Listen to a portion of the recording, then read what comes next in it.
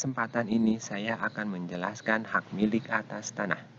Dasar hukum hak milik atas tanah pertama pasal 20 sampai dengan pasal 27 Undang-Undang Nomor 5 Tahun 1960 tentang Peraturan Dasar Pokok-pokok Agraria atau UUPA.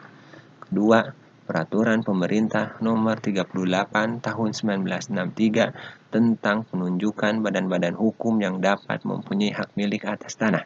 Ketiga, Peraturan Pemerintah Nomor 24 Tahun 1997 tentang pendaftaran tanah. Hak milik adalah hak turun-temurun, terkuat dan terpenuh yang dapat dipunyai orang atas tanah dengan mengingat ketentuan dalam pasal 6 UU-PA.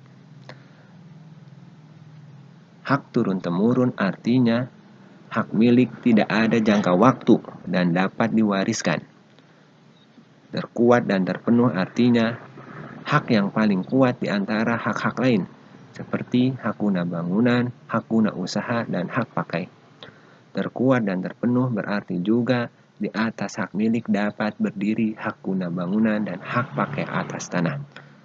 Pasal 6 UU-PA menyatakan semua hak atas tanah mempunyai fungsi sosial.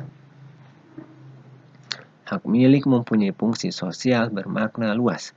Di antaranya, kalau negara membutuhkan untuk pembangunan bagi kepentingan umum, maka harus diserahkan kepada negara dengan mendapatkan ganti rugi.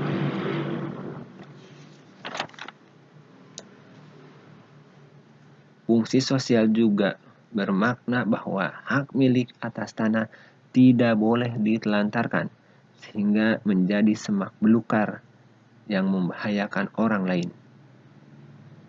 Fungsi sosial hak atas tanah juga berarti bahwa harus memberikan akses jalan kepada tetangga kalau memang tidak ada jalan akses keluar rumah selain melewati pekarangan milik kita. Pada lahan pertanian harus memberikan akses saluran air irigasi. Pada intinya, hak milik atas tanah dalam penggunaannya tidak boleh melanggar peraturan perundang-undangan, kesopanan, kesusilaan, dan ketertiban umum.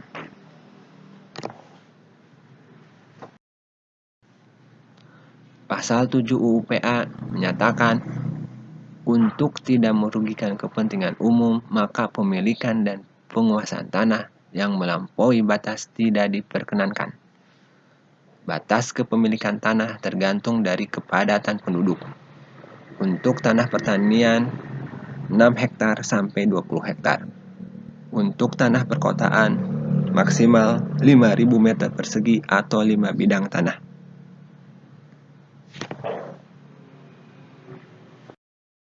Hak milik dapat beralih dan dialihkan kepada pihak lain. Peralihan hak milik dilakukan melalui jual beli, tukar-menukar, hibah, pemasukan dalam perusahaan, lelang, dan perbuatan hukum pemindahan hak lainnya. Kecuali pemindahan hak melalui lelang, peralihan hak milik hanya dapat didaftarkan ke kantor pertanahan jika dibuktikan dengan akta yang dibuat oleh pejabat pembuat akta tanah atau PPAT. Dengan demikian, peralihan hak milik atas tanah sah secara hukum apabila dibuat akta oleh PPAT.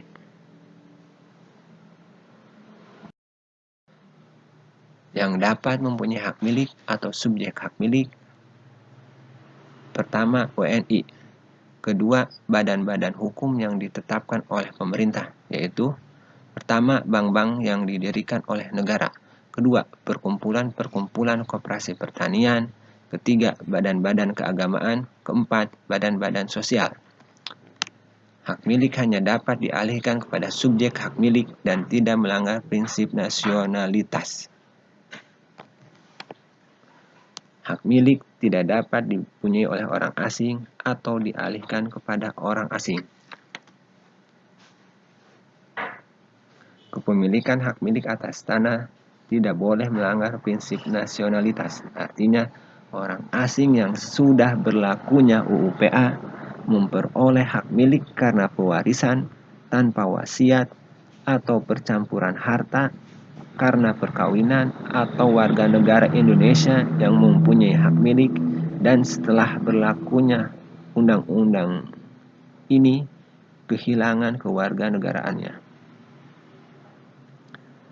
Atau seorang WNI yang menikah dengan WNA tanpa adanya perjanjian perkawinan wajib melepaskan hak itu di dalam jangka waktu 1 tahun sejak diperolehnya hak tersebut atau hilangnya kewarganegaraan Indonesia.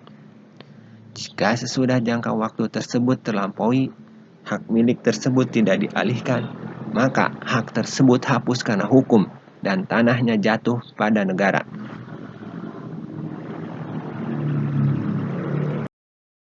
Milik hapus bila tanahnya jatuh kepada negara. Pertama, karena pencabutan hak untuk kepentingan umum. Kedua, karena penyerahan dengan sukarela oleh pemiliknya. Ketiga, karena ditelantarkan. Keempat, melanggar prinsip nasionalitas. B. Tanahnya musnah. Demikian penjelasan mengenai hak milik. Terima kasih.